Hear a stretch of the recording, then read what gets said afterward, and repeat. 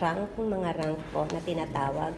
Gaano po yun kahalaga? And anong ibig sabihin ng mga rank na yun sa ating mga scientists para ma-inspired pa po sila? Okay. Pakisuyo na lang po para sa ordinaryo nating mamamayan. Ang smart city po kasi ngayon ang advocacy ng DOST. Lagi pong binabanggit ni Renato Solidum, and quality of life. So, papaano po natin yun na mapasimple ang unawa doon sa ating mga kababayan na para tangkilikin ito at matupad po yung smart city at nabanggit kanina na si President din naman ay sumusuporta sa science. Yung smart city. Kasi nagiging viral naman, di ba? So, paano magiging cool ang science sa Pilipinas? Paano magiging sexy ang topic ng science? Paano magiging sexy ang mga scientists? Kami, hindi naman kami stereotype na science na hindi naliligo. Kasi dapat ilabas mo rin yan out there para labanan natin yung mga maling sinasabi dyan. And of course, very, very important that the media is also educated about these things. Ang daming AI ngayon, puro fake yung sinasabi ng AI, hindi mo halos masabi eh. Kasi gumagawa siya ng sarili niyang source eh, di ba? So, very important na ito nga, actually science communication is its own field. But of course, hindi naman pwedeng sa science communication lang. Even general reporting needs to be savvy kasi sobrang daming fake news out there. So, kailangan talaga natin magtulungan. Yan na scientists, kailangan natin tulungan ang business. Noong 18th century, ngayon na lang siya dumating sa Pilipinas noong 2019. Kung bakit paano siya pumunta, maraming paraan. Dahil open na yung trade natin, sabi nila, gumagrabe na yung bid. Mula Amerika, sumabay siya sa akin, hanggang pumunta siya sa India, pumunta siya sa Southeast. Kaya dumating siya 2019, ngayon, simula 2019, #1 insect pest na siya ng world as of today. But Asian corn borer is still the #1 insect pest of open pollinated varieties of corn. Magkaiba ang BT corn hybrid yan ha. Yung pag sinabi mo BT hybrid, ang kanyang seeds ay hindi mo na pwedeng gamitin sa susunod na season. Self-testing. Kagaya ng ginawa sa COVID na pwede kayo mag-test ng sarili nyo. Sa HIV, may paraan na rin ngayon na pwede kayo mag-test para private, para wala akong stigma. At Doc, meron na po ba tayong positibong na visualize para sa 2050? Kahit din po sa inyo. Darating na kung anong nabivisual nyo po o visualization sa 2050 na is positibo at bakit? In general. Hindi lamang po na meron ng naisip na gano'n, na mapaghandaan, na kailangan maging advance nga daw po tayo, di ba po? So isa din po kasi sa programa yan ng DOST, ngayong 2050 dapat mapaghandaan na din po. So sa inyo lang po, sa kayo po mga awarded na mga scientists natin, meron na po ba kayo na visualize sa 2050? Kung wala, okay lang. Hindi ka lang bumili ng iyong bigas na mas mahal, pwede ng ating farmers, marginalized farmers, to plant all this. Kaya napakahalaga ng SEAGUARD for the future, for the Pananaw 2050, and for the UN Sustainable Development Goal. Kung hindi halatang 63 next year, di ba? Ang cute-cute mo. Na-advertise ko na sa sarili ko.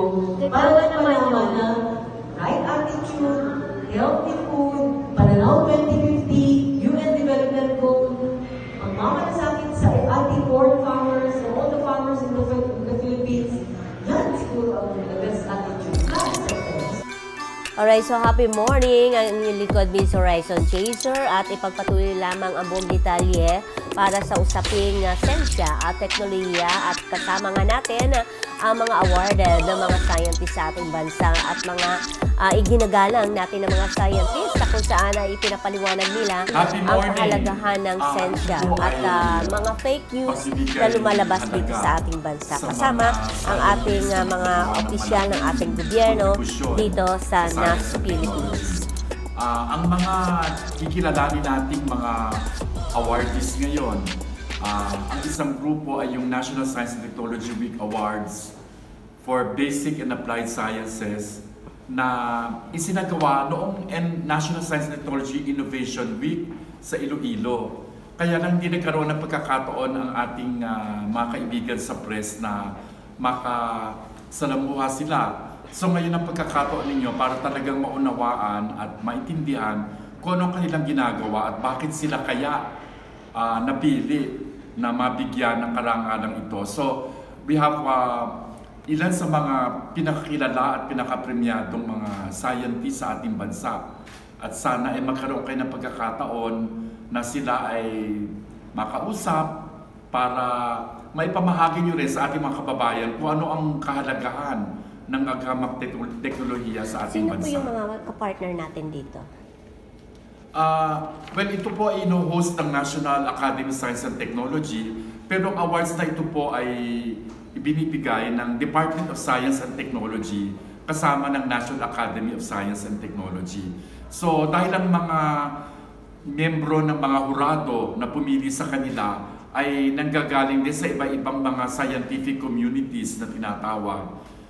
Parang pwede natin tawagin itong totoong national award dahil ang nagbibigay ay ang National Academy of Science and Technology, Department of Science and Technology at itong lupo ng mga kilalaring mga scientists na pumili sa kanilang kapwa na makikilala at mabibigyan ng National Science Technology Award for Basic and Applied Sciences. No? So, yun ang ating awards ngayon. Sir, gusto lang lingid sa ating kaalaman dun sa mga hindi pa nakakaalam sa mga rank po na tinatawag. Gaano po yun kahalaga? And ano ang ibig sabihin ng mga rank na yun sa ating mga scientists para ma-inspired pa po sila? Okay. Well, meron tinatawag na scientific career system ang ating bansa at ito ay isang paraan para magkaroon ng career path, no, ang ating mga scientists sa gobyerno. So ito po ay meron tayong mga level ng scientist, so scientist 1 to scientist 5 na depende po sa kanilang mga nagawa na. Siyempre pinakamababa yung entry point ay yung scientist 1 at yung scientist 5 ang pinakamataas na level. Katunayan nga nito lang nakaraang linggo, nagkaroon ng pagkakataon na kilalanin ang very first scientist 5 ng Philippine Scientific Career System, na nagkataon na academician din at miyembro ng National Academy of Science and Technology, no, si academician Muji Kiwi Santos.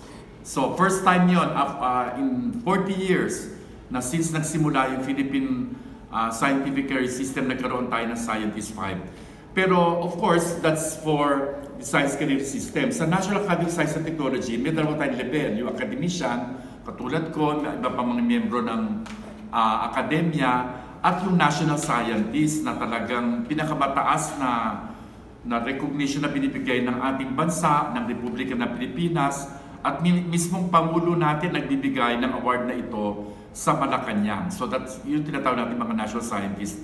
So sana maging inspirasyon to sa lahat ng ating mga scientists, would-be scientists, sa ating mga kabataan na talagang maraming pwedeng gawin kapag ikaw ay scientist at marami kang pwede i-contribute, maitulong sa paglago. Ito naman, yung magsaysay future engineers. Una, tingin ko sa lahat ng larangan, ang agham ang pinakamalawak sa posibilidad, no? Lalo-lalo na ating mga kabataan ngayon, diba? Tayo sila maraming naiisip at maraming gustong gawin. Sa larangan ng agham, marami kang pwedeng gawin, maraming posibilidad. In fact, sabi nga natin ay there is no limit to what science can do. So napakadaming pwedeng gawin at ang interes ay lagi nandun. Hindi ito isang trabaho na parang araw-araw ganun ang gagawin mo. Hindi. Every day is a new day. Pag ikay scientist, dahil sa mga iyon na pag-aaralan at yung mga discovery, laging bago. So exciting. Exciting. Hindi siya boring. Exciting siya. Bukod pa doon, marami tayong mga oportunidad na sa ating mga scientists, no, in terms of mga research grants.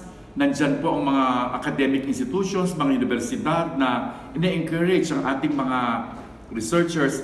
At pa ikay researcher, pwede ka rin magturo, pwede ka rin ma-involve sa mga malalaking programa na talagang very exciting at napaka-interesting. Kaya nga, laging sinasabi, ako, no, bilang scientist, hindi ako nawawala ng ideya na pwedeng gawin on a day-to-day basis at laging may excitement for new discoveries na most importantly ay makatutulong sa lahat ng tao. And ako, sa health sector, ang aming objective is to make the life of Filipinos better, no? To make your life better. So, talagang napakaganda ng potensyal, napakaraming pwedeng gawin, exciting ng developments at napakabilis ng movement ng agama. Yung alam mo ngayon ay matadagdagan pa in just a 1 month's time. So napaka-exciting at tingin ko mag-i-enjoy talaga ang ating mga kabataan kapag sila'y na-involve sa science and research and development of technologies. Tutuwa tayo na ang presidente ay talagang malaki ang suporta sa science and technology. In fact, in many of his public speeches, sinasabi niya na doon siya naging bisita natin sa DOST, sinabi niya mismo na siya ay frustrated scientist. So, syempre na na siya sa politika, no? Pero kung siya lang ay mabibigyan ng pagkakataon, ay naging scientist sana siya. So, nakakatuwa, no? Inspirasyon niya sa ating mga kabataan nga at sa lahat na kahit yung mga politiko natin ngayon, no less than our president, ay nagsasabi na napakaganda ng career na scientist. Ako ikay may pagkakataon ay kailangan sunggaban mo yan dahil napakaganda talaga ng pagiging scientist. Natutuwa kami at ang presidente na very full of support. Una-una, ang gusto kong sabihin sa kanila ay sana ay encourage nyo ang inyong mga anak, no? Hikayatin nyo na mag-pursue ng career in science and technology dahil ito ay hindi lamang magiging kapaki-pakinabang in terms of income, syempre, dahil kung magkakapamilya sila, makatutulong sa kabuhayan, ay malaki ang kanilang maitutulong sa paglago ng ating bansa in terms of researches na kanilang gagawin na pwedeng mabago ang pamamalakad natin in terms of policy, pwedeng magkaroon ng impact in terms of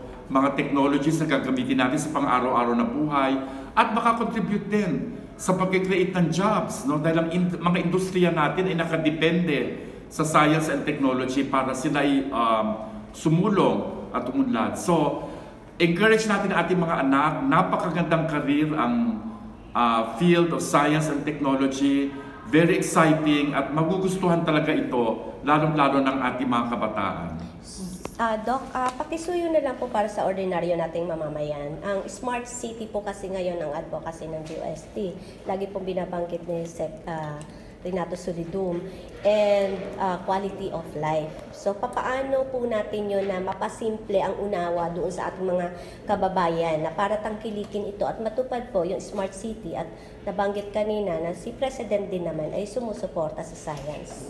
Pakisuyo. Yung Smart City kasi ito'y konsepto na kung paano natin mapapalago ang ating mga syudad, kung saan karamihan ang mga Pilipino ay nandoon at nagkatrabaho, para magbigay ng magandang kinabukasan para sa ating mga kababayan. Kasi yung Smart City, smart, ibig sabihin, kaya siya magaling ay dahil gumagamit siya ng pinakabagong siyensya, agham at teknolohiya para mapaunlad at mapaganda ang kalidad ng kabuhayan. Halimbawa, yung sa larangan ng transportasyon, yung paggamit ng ating mga electric vehicles, no, na hindi lang malinis at reliable, kundi hindi rin nakaka-contribute din para ma-preserve ang ating environment, no. Sa larangan ng kalusugan, no, yung digital information system para ang mga pasyente kahit saan sila pumunta ay makukuha ng mga doktor nila ang mga impormasyon para sila magamot ng tama. Ilan lang ito sa mga posibleng impact noong Smart City, agrikultura, mga panibagong pamamaraan para mapalago natin at maparami ang ating production, food production, at maging secure ang ating food supply. So napakalaki ng impact, kaya kailangan talaga suportahan natin ito at malaki ang kontribusyon ng science and technology. Write your questions on a sheet of paper and your agency name and submit it to our secretary so we can read it. Alright, for the first question, for Dr. Prometilla, ano po ang maitutulong ng inyong ginawang research sa ating mga magsasaka o sa sektor ng agrikultura in particular? Tulong ng mga ginagawa po namin sa laboratory, no? Yun lagi po tanong. Una-una, kailangan po natin maunawaan po yung proseso ng panaliksik. May mga agad ng basic research, no? Hindi po agad na-translate, makikita yung translation minsan. So, yung po ginagawa namin ngayon, ay nasa stage pa po kami ng panaliksik kung saan gusto namin patunayan kung yung septage o yung makukuha natin po sa septic tank, marirecover po natin phosphorus at convert natin na ito fertilizer ay magagamit po ng magsasaka. So, ang ginawa po namin, from the laboratory, meron po kaming proof of concept na pwede natin ma-recover po yung phosphorus, ma-precipitate siya. Sabihin po ng precipitation na makakuha tayo ng buo natin, no? Na pwede magamit as fertilizer from the domestic wastewater po. For example, when magaling sa tank. So yun po yung unang ginawa namin. At ang susunod na katanungan, kung pwede ma-recover yung phosphates, magkakaigi po ba? Mag-work po kaya siya kapag in-apply po natin sa farm. At yun po yung pinag-aralan po namin. In-scale up po namin yung ginagawa namin sa laboratory kasi hindi po kaya nung napupunto sa laboratory yung amount na kailangan para sa paso ng papakita namin. No? So gusto namin magkaroon ng demonstration na yung makukuha mong phosphates sa septic tank ay pwede natin magamit para fertilizer para to cultivate yung ng kamatis sa talong. At yung po yung ginawa namin po sa Saliketa Farm. At through my collaboration with agriculturists at Saliketa Farm, with the soil scientists, nakita po namin na posible po na makultivate natin, magamit po natin itong fertilizer na nanggaling sa septic tank, no? To produce these tomatoes and for example, eggplant. So, ang tanong po nyo, paano po nagamit ng farmers ito? Pwede po siya magamit. Ang tanong lang po ngayon, from the engineering side, kailangan din natin tingnan yung economic viability. Okay, so sa ngayon po, aminin ko po sa inyo, hindi pa po natin magagamit siya, may scale up, kasi po, mas mura pa rin po ang commercial fertilizer. At expect po namin yan. For any emerging technologies, natin po mas mahal pa. Kaya nga po, kailangan pa ng maraming pang panaliksik, maraming pang oras na pag-aaral, maraming pang researchers para pag-aralan kung paano natin masosolusyonan ito. Ang isa po sa mga importanteng skill ng isang magaling na manaliksik ay marunong po siya mag-anticipate ng future problems. Yan po na remarks, no? Kasi sabi ko nga po, ang collaboration po ngayon, as an engineer po, no, alam ko, batid ko po yung problema ay hindi lang kaya solusyonan ng isang disiplina. Sabi ko nga po, ang karamihan sa problema natin yung complex o big problem, walang cure or solution. Kailangan kong makipag-usap, makipag-collaborate sa social scientists, sa businessman. At na-appreciate ko po yung role ng media kasi sabi nga po nila, no, ang sa mga magandang ecosystem daw itinatawag ng pentahelix collaboration. Academe, industry, government, civil society, and media. Kasi siguro kailangan talaga yung science literacy at science enculturation at malaki po ang role ninyo. Yung ngayon po, may emerging na pong concept ng digital science at ang media po ay makakatulong po sa amin. Meron po kayong mga skill set na hindi po kami magaling mag-communicate kasi iba po yung training namin, pero kayo po ang makakatulong para maging bridge po, para maipahayag po namin, ma-insiminate namin kung gusto namin maipahayag. Maraming po salamat sa inyo. Salamat, Doc Michael. So may follow-up po from our morning po. Sinasabi yung digital marketing po yung nasa mga social media po kayo. So lang po inawi ko bago po magpunay yung dito ba yung sinasabi po? Aminin ko po sa inyo, hindi po ako social media savvy, so hindi ko po alam kung ano po nangyayari sa mundo ng Facebook at paano niyo po makukumbinse yung young generation na sundanin yung Unang-una, nag-uusapan namin mo pa sa ASEAN Science Technology Fellowship, no? How we can make science sexy or science as a sexy topic. Dahil paano kayo magiging viral tumapit ng topic na hindi naman, kasi mga nagiging viral ano naman, di ba? So paano magiging cool ang science sa Pilipinas? Paano magiging sexy ang topic ng science? Paano magiging sexy ang mga scientists? So, ito siguro ang platform na ito, paraan. Makita nyo naman kami, hindi naman kami stereotype na science na hindi naliligo. Ulit joke lang. Kasi baka yung stereotype ng mga scientists, di ba? O, weirdo. Ay, pagka-weirdo rin ako. Pero, I mean, nakakausap naman ako, di ba? So, yun siguro ang kailangan natin gawin, whether it's digital, platform na naman kasi ang digital at media.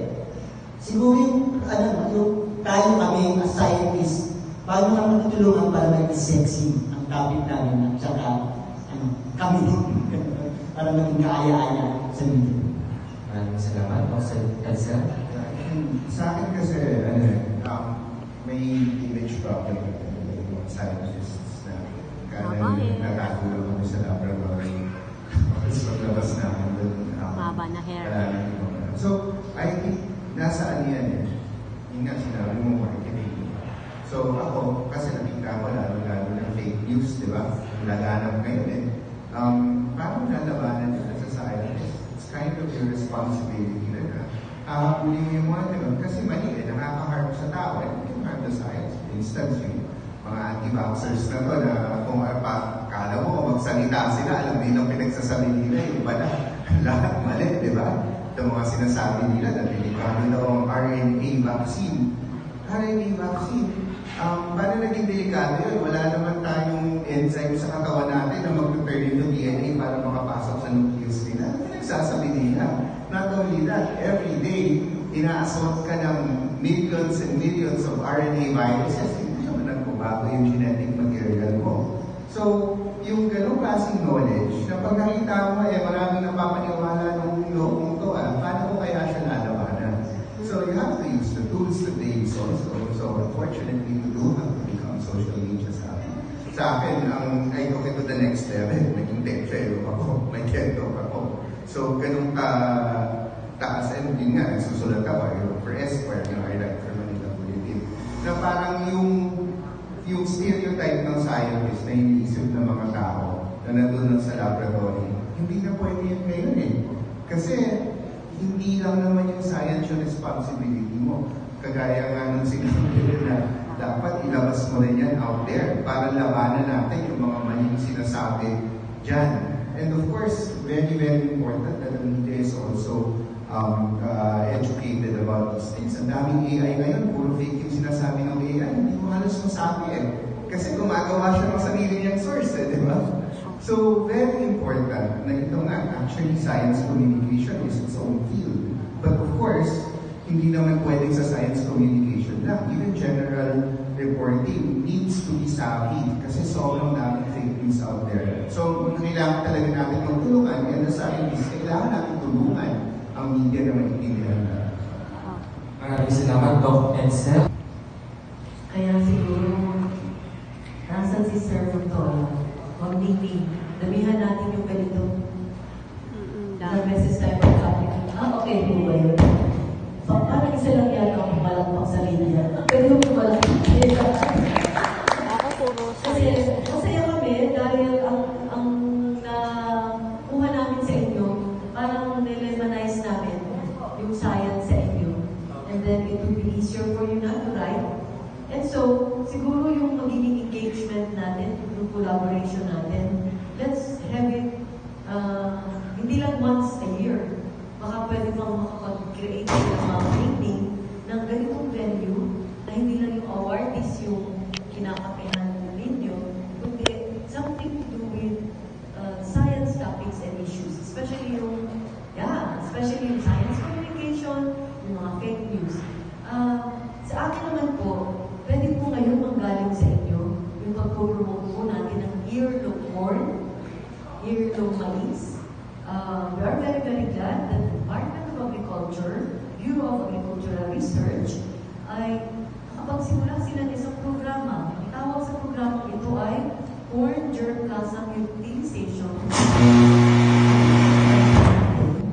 Bagong insect pest of corn. So, ang kanyang scientific name ay Spodoptera cruciverda. Ang kanyang common name ay fall armyworm. Siya ay peste na galing sa North America. Peste siya noong 18th century. Ngayon na lang siya dumating sa Pilipinas noong 2019. Kung bakit paano siya pumunta, maraming paraan. Dahil open na yung trade natin, sabi nila, gumagrabe na yung wind direction, kaya dahil ang kanyang paru-paru, moth, ano ang moth sa Tagalog? Nagkaroon ako ng senior moment. Moth ay... Moth. Moth. Yung iikot dun sa kwento ni Rizal, gamo-gamo. Gamo-gamo na senior moment.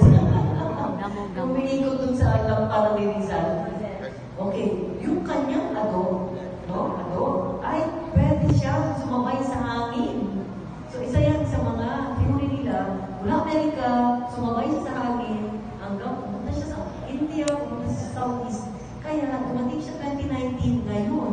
Simula 2019, number 1 insect pest na siya ng world as of today. Kung paano natin siya pinsinupo, unfortunately, bumalik tayo sa pesticide control.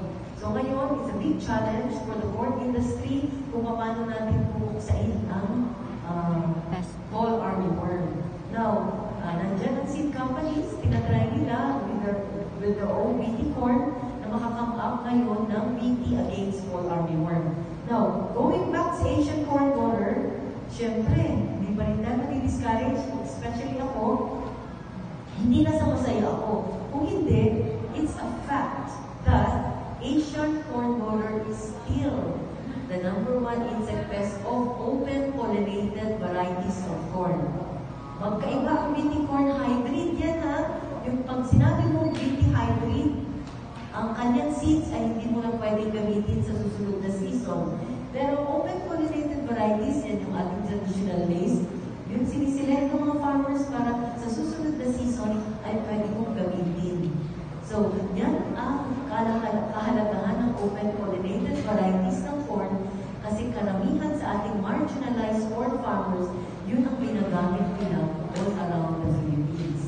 Kaya, importante pa rin na i-continue natin, ituloy natin ang pag-aaral sa Asian corn borer kasi hanggang ngayon, marami po pa rin mga farmers natin, actually 77% of our corn farmers, especially in the rural farm area, gumagamit pa rin sila ng open pollinated varieties kasi yun ang kanilang nilalaga, yun ang kanilang ginagamit na kanin. So, pwede pa rin natin i-continue ang ating basic research, dynamics, no, ACB, at the same time, itong ating fall armyworm or fowl, ano ang dynamics nila ngayon. Kahit na sinasabi mo pang number 1 ang fall armyworm, pero nandyan pa rin sumusunod ang Asian corn borer kasi meron pa rin po tayong itinatanim na open pollinated variety. Did I answer your question? Are you happy? Yung mga catches rin sa in terms of fighting HIV, yung Philippine National AIDS Council ay nauna po dito. Meron po tayong funding na pumapasok tayo sa Global Fund para mas pahitigin pa yung fight against HIV. Meron po tayong mga makabagong pamamaraan sa pag-prevent ng HIV. So for instance, meron yung tinatawag na pre-exposure prophylaxis. Ito po ay gamot na binibigay natin sa mga highly exposed na tao na HIV negative pa, and this decreases the risk of getting HIV by 99%. So PrEP po ang tawag dito, pre-exposure prophylaxis, na sinusulong rin naman na United Nations at ng WHO. Pangalawa, yung pag-test nga po na campaign na ginagawa ng gobyerno, aside from yung usual testing, pinapasok na po nila yung mga innovative ways of testing, kasama po dito ang self-testing. Kagaya ng ginawa sa COVID na pwede kayo mag-test ng sarili nyo. Sa HIV, may paraan na rin ngayon na pwede kayo mag-test para private, para wala akong stigma. At kung mag-positive po kayo, ito na po kayo lumapit sa mga treatment hubs natin para magawa po yung confirmatory tests. So, ginagawa po natin lahat ng paraan para ma-minimize po yung stigma. Bukod pa doon, tuloy pa rin yung programa ng gobyerno na libre po yung gamot. At yung gamot po na ginagamit natin para sa HIV ngayon, yung mga bagong gamot, this is at par with yung ginagamit nila sa mga developed countries. Ang treatment na ginagamit natin, ang tawag po siya ay 3-in-1 kasi tatlong gamot, 1 pill once a day. Ito po ay tenofovir, nabibigay ko yung degravir. Ito po ginagamit sa US. Sa US, kung bibili niyo po ito, $700 a month. Binibigay sa atin libre sa ating mga people living with HIV sa Pilipinas. At ang pinaka-importante po talaga, kung na-diagnose kasi ang HIV ng maaga na hindi pa nagiging AIDS, pwede po natin halos i-restore yung kanilang life expectancy. And on top of that, kung magamot po tayo, ginagamit po itong napakabisang gamot na ubod ng mahal sa Amerika na libre dito sa Pilipinas, pag naging suppress po yung viral load o undetectable, hindi na po kayo nakakahawa. You can have kids normally. Kung sirohanin po kayo, nag-o-opera, wala pong risk sa pasyente, basta suppress yung viral load. So, wala pa namang practical cure sa HIV, wala pa namang bakuna, pero we have the means talaga to survive, restore almost their entire life expectancy kung maaga po natin na ma-detect. At pangalawa, hindi na po sila nakakahawa. Napakalaking bagay yun. Isipin mo, kung mahanap natin lahat ng taong HIV sa Pilipinas at simulan natin ang gamot, wala nang makakahawa ng HIV sa buong Pilipinas. Ganun katindi yun. Dahil meron tayong libreng gamot, mahanap natin lahat. Kasi ang estimated number of people living with HIV sa Pilipinas ay about 180,000. Ang nadadiagnose pa lang natin is 100,000. So may hinahanap pa tayong 80,000 para masimulan natin sila ng gamot, pabalik natin yung kanilang life expectancy at higit sa lahat, hindi na sila makakahawa ng iba. Salamat po. Walang mahirap sabihin kasi pag-upos-ipon, ano na po yan. Kailangan importante magpagpunayan sa doktor. Yung nilabas ng call ng Tuesday sa Manila Bulletin, nasulat po lahat yan kung anong ibig sabihin ng walking pneumonia, ng mycoplasma, nasa Facebook pa rin nakapost doon po lahat ng detalye pwede nyo basahin. Doc, meron na po ba tayong positibong na visualize para sa 2050? Kahit din po sa inyo. Darating na kung anong nabivisual nyo po o visualization sa 2050 na is positibo at bakit? In general, napakalayo po yung 2050. Kasi po, next year pala wala na. Hirap na nga ako mag-predict.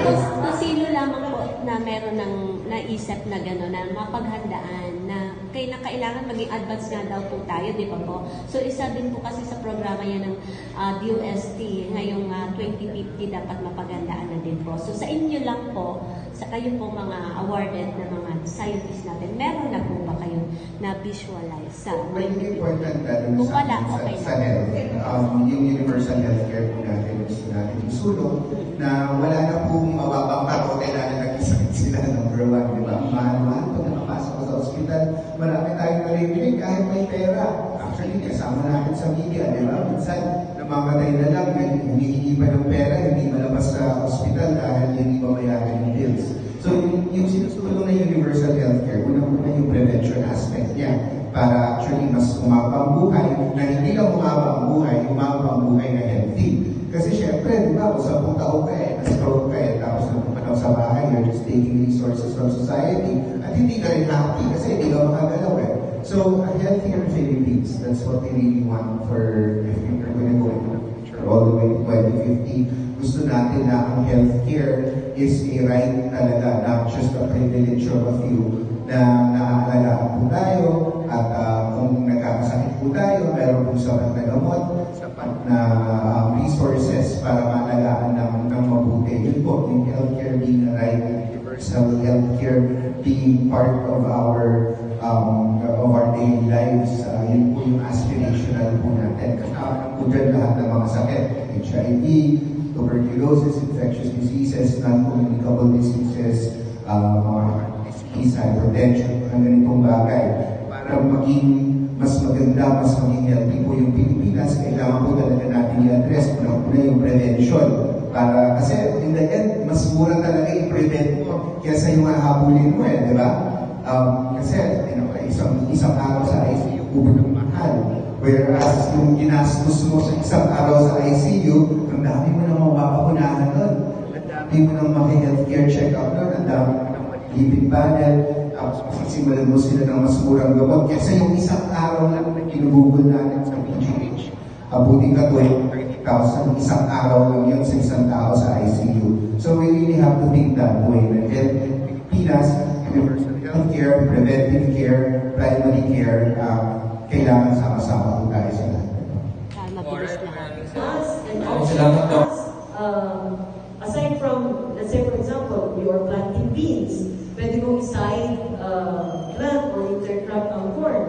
Or para hindi ka lang bumili ng iyong bigas na mas mahal, pwede ng ating farmers, marginalized farmers, to plant all these. Kaya napakahalaga ng SEAGUARD, aiming to conserve and aiming to protect our heirloom corn. So yun po ang unang-una namin ginagawa ngayon, kaya kami nagluluto ng sinukmaning mais. Yung kaninang almusal natin, imbis na arroz caldo, arroz mais, lahat-lahat ng luto ng kanin ay pwede rin iluto sa mais. Ang mais flour ay pwede rin natin maging candy, cookies. So, ibig sabihin, the dear media, kailangan po natin itong i-advertise, especially sa mga, sana itong dalawa na mag-bills ko na, para mas mahaba ang buhay nila. Instead of eating rice, eat corn. Not just kanin, kundi in all its alternatives. For the future, for the Pananaw 2050, and for the UN Sustainable Development Goal, magbago na po tayo ng kinakain. Bago natin ipasok, glycemic index agad ang tinitingnan. Kaya nga siguro ako hindi halatang 63 next year, di ba? Ang cute-cute mo. Na-advertise ko na sa sarili ko. Para na malaman na right attitude, healthy food, Pananaw 2050, UN Development Goal, ang mamalasakin sa ating corn farmers and all the farmers in the Philippines, yan siguro ang the best attitude. Plus, STSPT. Maraming salamat. Tama, galing. Maraming salamat, Doc Lee. So, I think we can also ask our young researchers. Alright, so dito nagtatapos sa ating nalakap na mga balita mula sa siyensya at teknolohiya. Tayo po ay natuto kung papaano maiwasan ang mga fake news at kung gaano kahalaga itong ating mga lihitimong mga scientists dito sa ating bansa para pagkukunan natin ng tamang informasyon hinggil sa ating kalusugan. Kinabukasan natin ay nakataya po rito at para sa ating pag-unlad, ika nga, at yung iba pa na mga impormasyon para sa siyensya at teknolohiya. Alright, so abangan rin po natin ang ating bagong news website sa Happy Morning Show na kung saan po lalo natin itong palaganapin sa buong mundo at palakasin upang po maraming makinabang sa ating makatotohanan at makabuluhan ng mga balita hinggil sa siyensya at teknolohiya at syempre yung lifestyle po natin upang makayanan naman po natin ang ating mga problema sa pang-araw-araw at paano ba tayo maging masaya. Meron din po tayong mga tips para dyan. At syempre po, ay mahalaga rin yung pag-unlad at paano makatulong tayo sa ating pamayanan at sa buong mundo. Alright, so tuloy-tuloy lamang sa pagsubaybay dito sa ating programang Happy Morning Show. Ang inyong lingkod, Ms. Horizon Chaser. I love you all. Is ano pa po yung dapat nila na maaasahan sa PILAS? And kayo po ang president